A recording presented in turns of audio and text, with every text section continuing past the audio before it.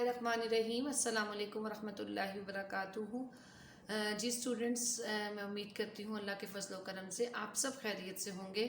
तो आज का लेक्चर स्टार्ट करने से पहले दुआ पढ़ लेते हैं। रब्बी इश्रह ली सदरी व यस्सिर ली अमरी वहलुल उक़दतम मिन लिसानी यफ़क़हू क़ौली रब्बी ज़िदनी इल्मा।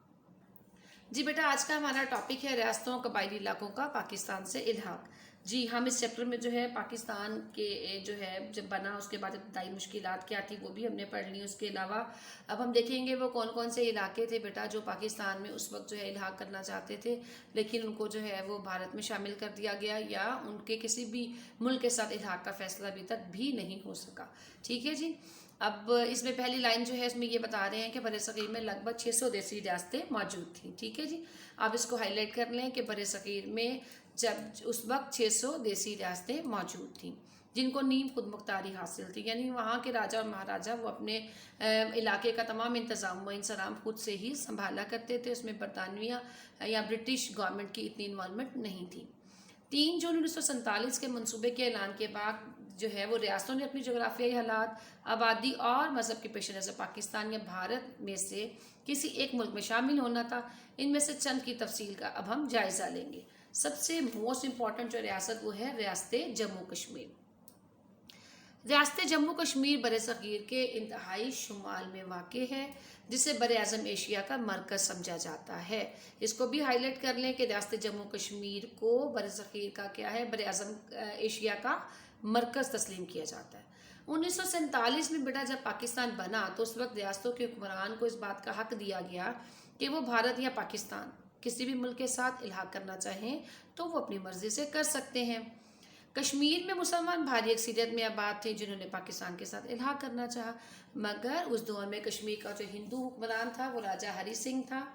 ठीक है, वो भारत चला गया और उसने कश्मीरी अवाम की उमंगों के खिलाफ कश्मीर का इल्हाक जो है वो भारत के साथ कर दिया, क्योंकि वो खुद जो है वो हिंदू था और वो नहीं चाहता था कि कश्मीर जो है वो पाकिस्तान का हिस्सा बने। उसके बाद 1948 में भारत ने अपनी फ़ौजें कश्मीर में भेजकर इस पर नाजायज़ कब्ज़ा कर लिया। अब मगर कश्मीरी मुजाहिदीन ने मौजूदा आज़ाद जम्मू कश्मीर का इलाका भारत से आज़ाद करा लिया। भारत जो है फिर उस मसले को अक़वाम मुत्तहिदा में ले गया। अक़वाम मुत्तहिदा ने दोनों ममालिक के दरमियान जंग बंदी भी करा दी और अपनी करारदादों से इस बात को अक्सरियत से मंजूर कर लिया कि कश्मीर का फ़ैसला राय शुमारी से होगा, यानी कि वोटिंग के ज़रिए फ़ैसला किया जाएगा और कश्मीरी अवाम की मांगों के मुताबिक होगा। मसला कश्मीर भारत और पाकिस्तान के दरमियान एक बहुत अहम और मरकज़ी मसला है। इसके हल किए बगैर जो है खित्ते का अमन और तरक्की जो है हमेशा ख़तरे में ही रहेगी। अगरचे पाकिस्तान ने बेटा हर मौके पर भारत को मुज़ाकरात के ज़रिए इस मसले को हल करने की दावत दी, मगर भारत हर दफ़ा टाल मटोल से काम लेता रहा। पाकिस्तान और भारत अब दोनों बड़ी एटमी ताकतें हैं। अगर इस मसले पर जंग छिड़ जाती है तो इसका जवाब एटमी जंग की सूरत में हो सकता है, जो कि इलाके की तबाही और बर्बादी का बाइस हो सकती है। तो बेटा ये एक ऐसी रियासत थी जिसका फैसला अभी तक नहीं हो सका और ये मसला अभी तक पाकिस्तान और भारत के दरमियान मतनाज़ा ही चलता रहा है। दूसरा अहम जो है वो रियासत वो थी रियासत हैदराबाद दक्कन। ठीक है, हैदराबाद दक्कन मौजूदा भारत की जनूबी रियासतों आंध्र प्रदेश और तेलंगाना का मुश्तरका दारुल हुकूमत है। तकसीम बरसग़ीर के वक्त यहाँ का हुक्मरान निज़ाम कहलाता था और यहाँ हिंदुओं की अक्सरियत थी।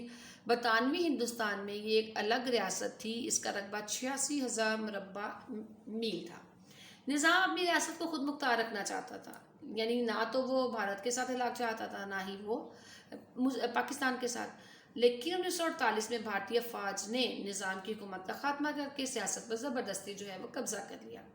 हैदराबाद दक्कन अपनी शानदार तारीख़ और सकाफ़त की वजह से बहुत ज़्यादा इम्पॉर्टेंट रियासत थी। ठीक है, तीसरी रियासत रियासत जूनागढ़।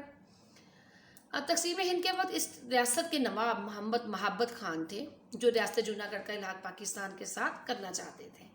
हुकूमत पाकिस्तान की तरफ से भी इसकी मंजूरी दे दी गई, लेकिन भारत ने 1947 में रियासत जूनागढ़ पर हमला करके इस पर कब्ज़ा कर लिया। रियासत मनावादर। तक़सीम हिंद के वक्त बेटा इस रियासत का हुक्मरान मुसलमान था, उसने पाकिस्तान के साथ इल्हाक करना चाहा। ये रियासत जूनागढ़ के साथ वाक़ थी। भारतीय फ़ौज ने क्या किया कि जूनागढ़ पर पहले ही कब्ज़ा कर लिया, फिर भारतीय फ़ौज ने इसका फ़ायदा उठाते हुए रियासत पर जो है वो कब्ज़ा कर लिया।